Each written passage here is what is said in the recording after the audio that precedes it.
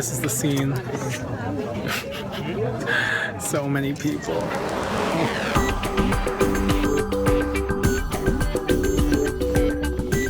Hi, my name's JP. I'm in Siem Reap, Cambodia, and I'm traveling the world. Globalites. I've been exploring the city of Angkor. I've been able to go through a lot of the ruins, so I thought I'd take you for a little bicycle ride just to show you around.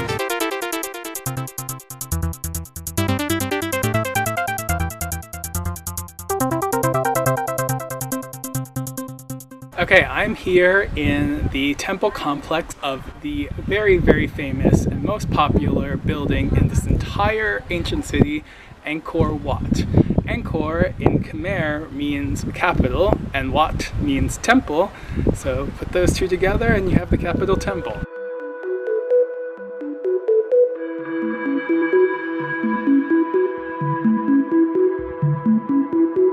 The outer walls of Angkor Wat have many reliefs that depict central stories from Hinduism. So right behind me, this relief depicts a great battle from the Ramayana, the epic from the religion of Hinduism.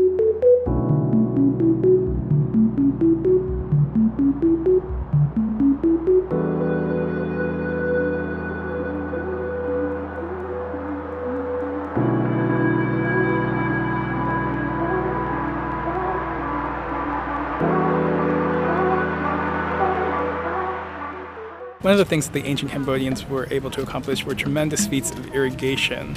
Right here behind me is a very, very large moat around this temple, and there's tons of evidence of other moats and canals all over the place in the old city of Angkor. And their ability to harness the power of water through irrigation allowed this civilization to grow massively and sustain a population of almost 1 million people.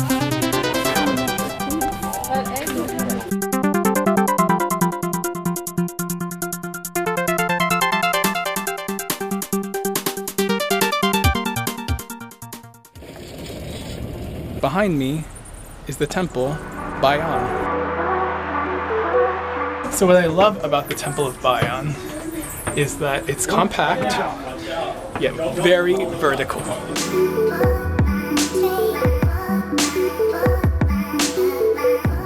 In most of the YouTube videos I've seen, the shots that they take are just the ruins and nature, the calm and serenity of temples. But in actuality, this is what it's really like.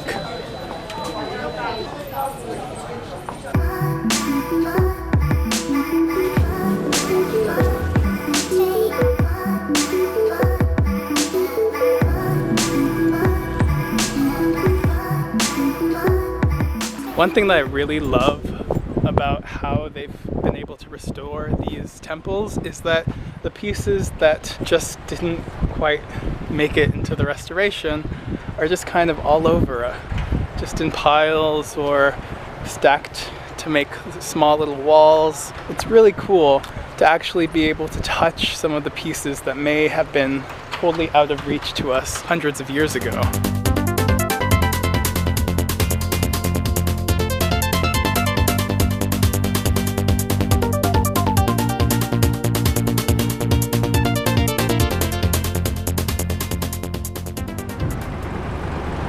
This is Takeo, the unfinished temple. If you watched Survivor this past season, the game was set in Cambodia this year, and all of the tribes were named after monuments in this city complex. So Takeo, Bayon, and Angkor. And Takeo, needless to say, was a hot mess, which is kind of like this temple. Up we go. I'm literally climbing up. You don't believe me, these steps are humongous. Oh, almost there.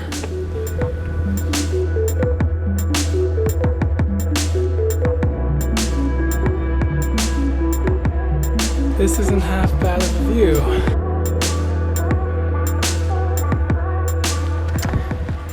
Yeah, kind of an obvious sign, right?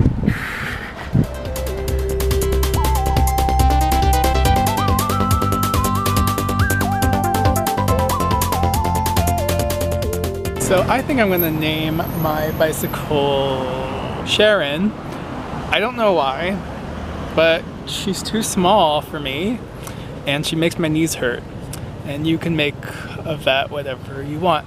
Anyway, I am sitting on what is known as the King's swimming pool. Whether or not the king actually swam here and used it like we use swimming pools today is up for debate. There are workers that come out here in, like, I'd say in the morning to pick at some of the foliage that grows at the bottom so that the swimming pool doesn't become all full of reeds. So, who knew?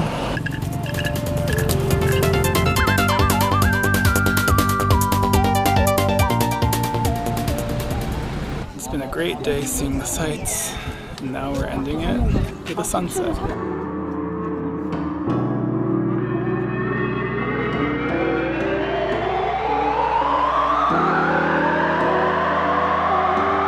I'm so glad that I've been able to explore all these temples and old ruins and buildings and see a different kind of civilization that we don't learn about in school in the West because, one, Cambodia was in shambles and in a civil war like 20 years ago, so we were just now coming in to see this for the first time, and two, because we're the West and we think our history is the most important one. And that's not true at all. These buildings clearly stand for a civilization that was very advanced for this area and also rivaled some of the most advanced civilizations at the time across the world. And it's such a treat to come out here to see this. Thank you all so much for coming along for the ride. If you like this video, give me a thumbs up, follow me on all the social medias, links down below, and subscribe because I'm posting videos every single week while I'm in Southeast Asia and beyond. Thank you all so much for watching, and until next time, get off the couch and go do great things. Bye! And now we are crossing the border into Cambodia.